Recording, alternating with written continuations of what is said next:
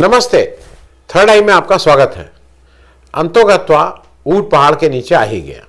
ऊंट पहाड़ के नीचे आना कोई मैं इसलिए बोल रहा हूं कि आज इंडियन एक्सप्रेस में राहुल गांधी की जो कल वोट चोरी की बात हुई है वो लीड स्टोरी है। मैंने शायद पिछले 2-3 वर्षों में पहली बार, 3-4 वर्ष, मुझे नहीं याद मैंने कब आखिरी बार इंडियन एक्सप्रेस में राहुल गांधी की कोई भी खबर को लीड स्टोरी के तौर पे देखा होगा।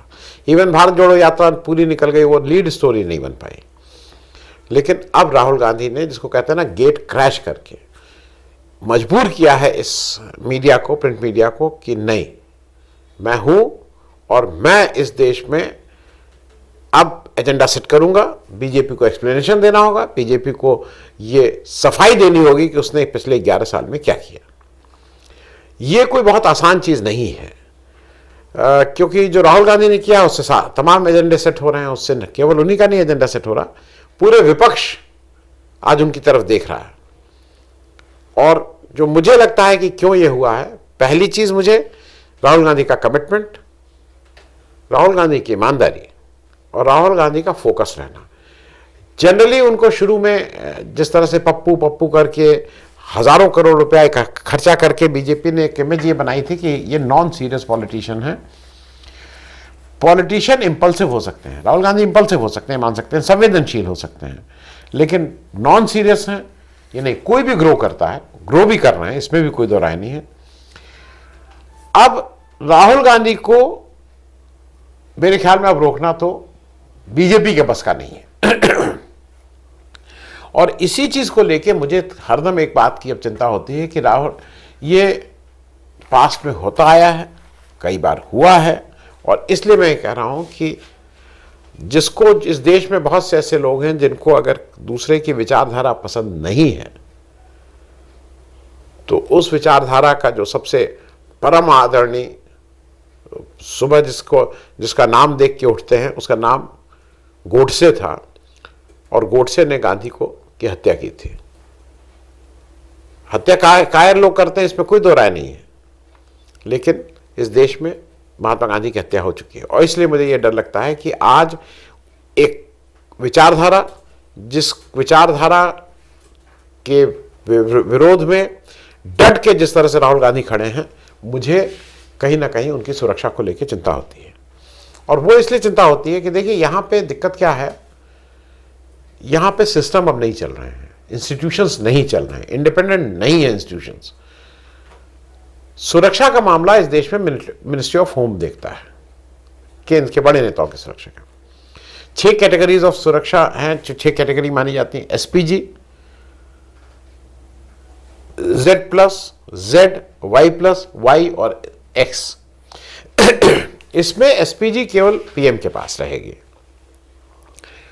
पहले एसपीजी प्रोटेक्टिव और भी थे। ये होता था कि जो प्राइम मिनिस्टर जब पद से हट जाए उसके 10 साल तक उनको एसपीजी के प्रोटेक्शन मिलता था।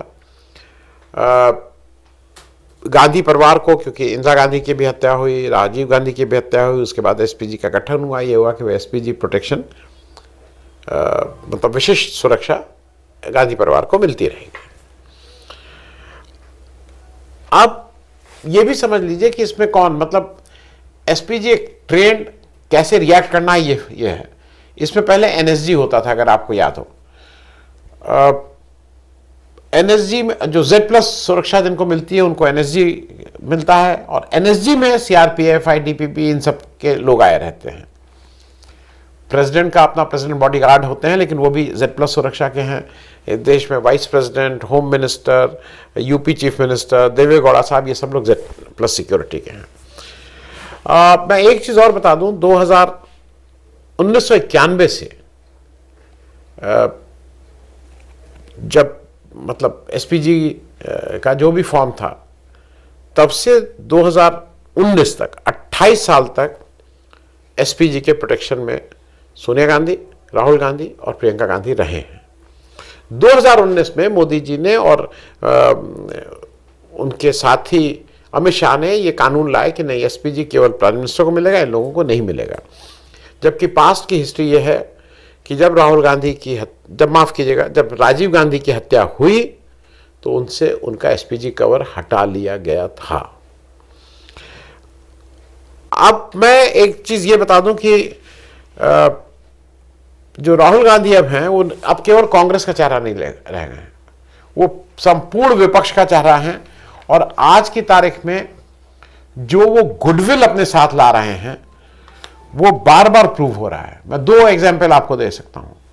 उत्तर प्रदेश में 2024 के इलेक्शन में ये साफ हो गया था कि अगर कांग्रेस और सपा का गठबंधन होगा तो वो कड़ी चुनौती दे देंगे बीजेपी को, और अगर गठबंधन नहीं हुआ तो शायद बीजेपी के लिए बहुत आसान होगा। बीजेपी ने सारे वो अपने दुष्चक्र किए, सारे चक्र चलाए कि कैसे ये गठबंधन हो, लेकिन गठबंधन हुआ। मतलब अखिलेश यादव को बिल्कुल क्लियर था कि वो जो गुडविल अपने साथ ला रहे हैं राहुल गांधी, वो गुडविल इस देश का कोई भी विपक्ष का नेता इस समय नहीं ला सकता है। और एक उदाहरण और दे दूं, हाल में आम आदमी पार्टी ऑफिशियली ये कह के निकल गई थी कि हम इंडिया गठबंधन में नहीं हैं, लेकिन फिर वापस आना पड़ा और कहना पड़ा नहीं हम इंडिया गठबंधन में इन चीजों के लिए नहीं, जो भी उन्होंने कहा, लेकिन फिर वापस आना पड़ा। मुझे जो दूसरा लगता है कि जो बीजेपी लगातार जो गलती पे गलती करती जा रही है, और खास करके इलेक्शन कमीशन को लेके और इलेक्शन की पूरी प्रक्रिया को लेके, वो ये है कि इलेक्शन कमीशन को बीजेपी ने आज अपना फ्रंटल ऑर्गेनाइजेशन की तरह बना लिया है। ये पॉलिटिकल बीजेपी कांग्रेस या जो विपक्ष की पार्टियां हैं, पक्ष की पार्टियां, उनका एक पॉलिटिकल द्वंद्व चलता रहेगा। उसमें आप क्यों इलेक्शन कमीशन को पार्टी बना रहे हैं? ये बात मैं इसलिए कह रहा हूं कि जो ज्ञानेश गुप्ता जी हैं, उनका अगर भाषण आप देखिए, जो उन्होंने एक प्रेस कॉन्फ्रेंस की थी, वो भाषण लग रहा था राहुल गांधी से उनका मतलब वो कोई चुनाव लड़ने जा रहे हैं राहुल गांधी के अगेंस्ट, कि 21 दिन में अगर राहुल गांधी ने ये माफी नहीं मांगी और अरे मतलब वो लीडर ऑफ अपोजिशन, आपसे इससे क्या मतलब? आप अपनी प्रक्रिया की बात करिए। आप नाम ले लेके क्यों कर रहे थे? और ये नाम लेके इसलिए कर रहे थे कि उनको नंबर बढ़ाना था। आप हाँ, राहुल गांधी एफिडेविट दीजिए, राहुल गांधी ये करिए, ये सब इलेक्शन कमीशन का काम नहीं होता है। और मैं इस बात को इसीलिए कह रहा हूं कि यही जो बीजेपी है, वो बार बार इन सारे इंस्टीट्यूशंस को जब इसने इतने नंगे ढंग से यूज करती है, तो कहीं ना कहीं ये साफ हो जाता है कि they are hand in gloves. आज ही की तारीख में अगर राहुल गांधी ने कल अपनी प्रेस कॉन्फ्रेंस में एक बार भी बीजेपी का नाम नहीं लिया, पूरे भाषण में एक बार भी नाम नहीं लिया, लेकिन बीजेपी के सारे प्रवक्ता, बीजेपी की पूरी टीम उतर आई इलेक्शन कमीशन को डिफेंड करने के लिए, आपसे क्या मतलब?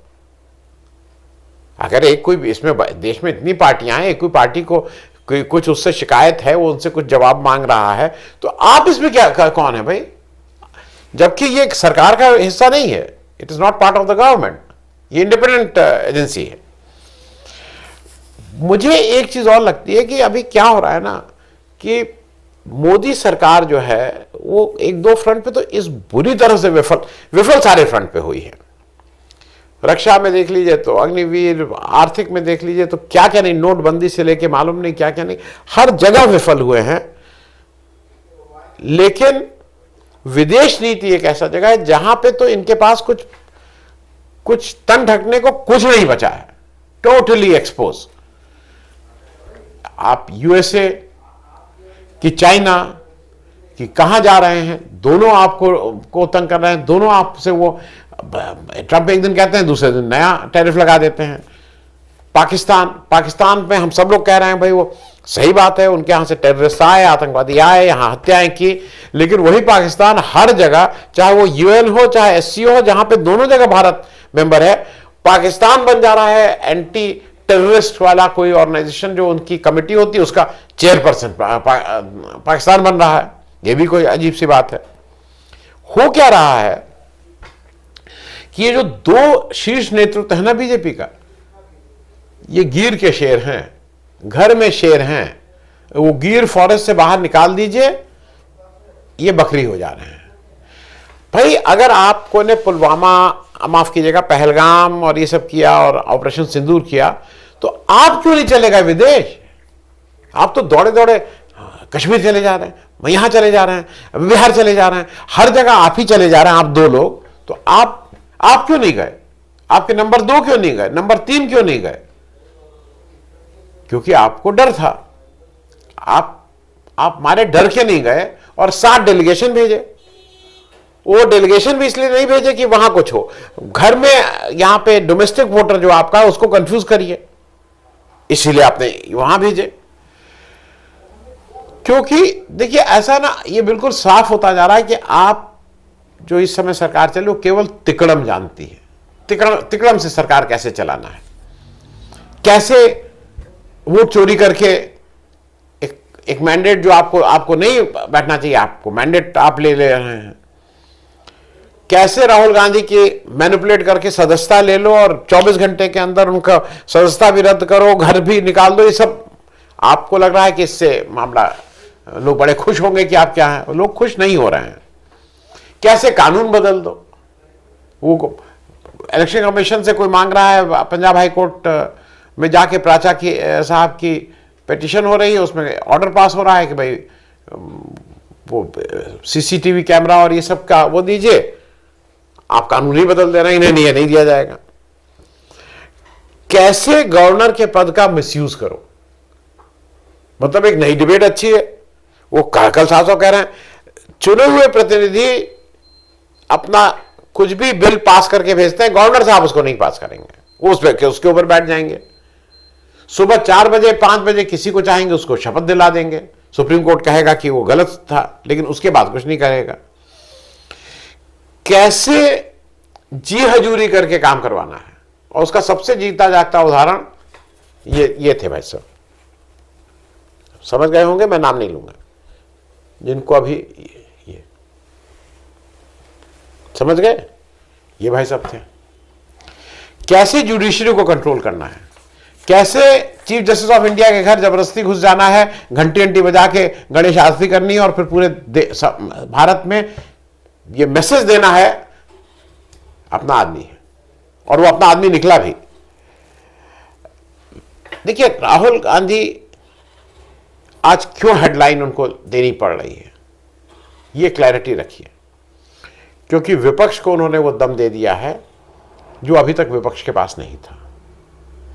आज तेजस्वी यादव जब बिहार में घूम रहे हैं तो उनको जो रिस्पांस मिल रहा है उसकी कहीं ना कहीं उसकी गुडविल में तेजस्वी की अपनी मेहनत भी है, मैं सब कुछ मान रहा हूं, लेकिन कहीं ना कहीं राहुल गांधी की गुडविल भी है जो उनकी उस मेहनत को कई गुना बढ़ा दे रही है।